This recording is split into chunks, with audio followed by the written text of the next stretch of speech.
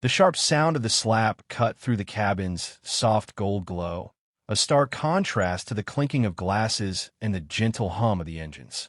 Passengers froze, a collective gasp echoing through the hushed anticipation of first class. A phone clattered to the floor, forgotten. Flight attendant Bethany Stone stood tall, her hands still raised, a cruel smirk on her lips. "That'll teach you to lie your way into first class," she spat, her voice dripping with disdain. "People like you don't belong here." In seat 2A, Clara Vance sat with a red mark blooming on her cheek, her breathing steady. She lifted her hands slowly, not in fear, but in disbelief. Murmurs surged around her. Did she just slap her? A man whispered. Bethany sneered. "Fake passes. Ghetto scans. I've seen it before." She turned to the watching passengers, her eyes gleaming with self-righteousness. "Don't worry, folks. We'll handle this." From 2B, Clara's husband, Ethan, leaned forward, his voice tight with fury. "That's my wife. You had no right."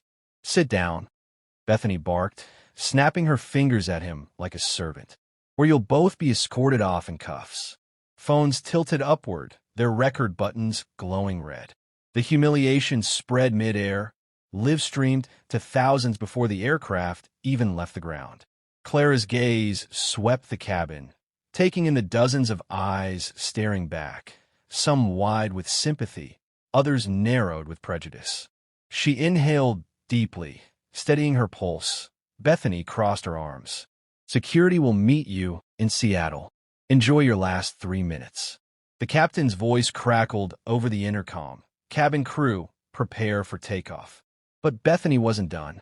She yanked Clara's carry-on from the overhead bin, scattering documents and a sleek leather folder onto the aisle floor. "Let's see what you're hiding."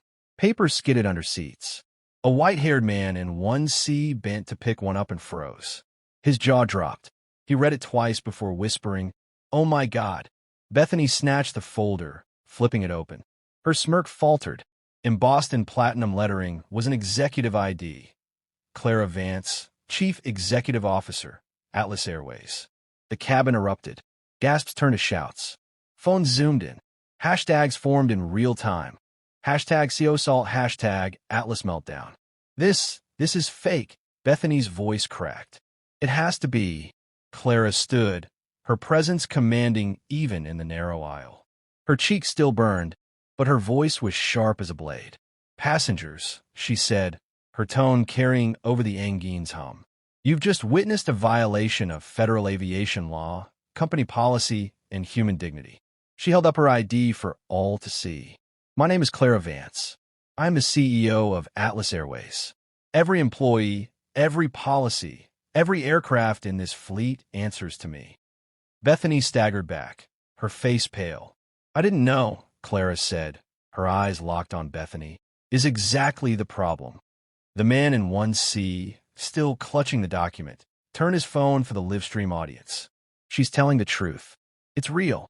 She owns the airline." Cheers and shouts filled the cabin. Ethan squeezed Clara's hand, his anger now tempered by awe. Clara tapped her phone, her voice crisp. "Elaine, it's Clara. Activate termination protocols for Flight Attendant Bethany Stone. Employee number 8824. Federal charges will follow. Prepare the press release." The footage is already viral. Bethany collapsed into a seat, her hands trembling. "Please, I need this job." "You needed judgment," Clara said coldly. "And respect. You chose neither." The captain appeared at the cockpit door, his face stricken. "Ma'am, the governor's office is calling. Media outlets, too." Clara nodded. "Patch them through after takeoff." And, "Captain, prepare for inspection. My presence on this flight was confidential. Now it's precedent." The passengers erupted into applause. Phones buzzed with notifications as the livestream audience surged past 500,000. By the time the plane leveled at 35,000 feet, headlines blazed across the world. CEO slapped by own employee. Atlas Airways in crisis. 10 minutes. That's all it took at O'Hare.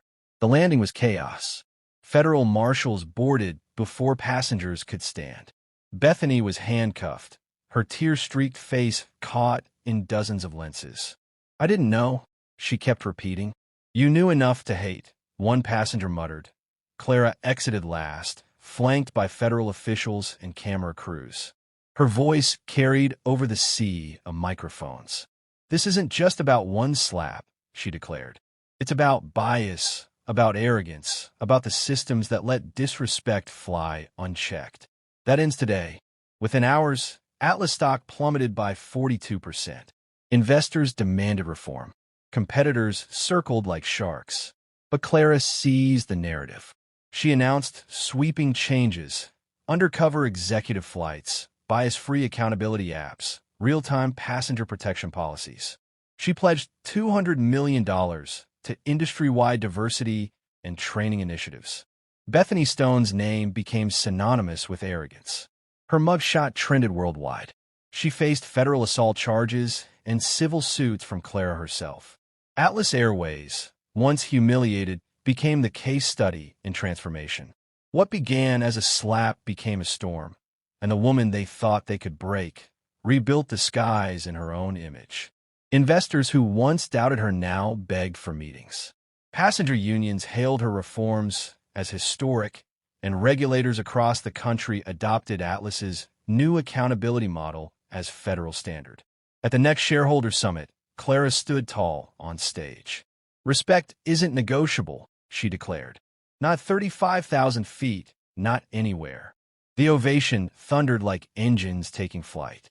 She was slapped, mocked, and humiliated in front of the world. Yet 10 minutes later, the airline collapsed at her command.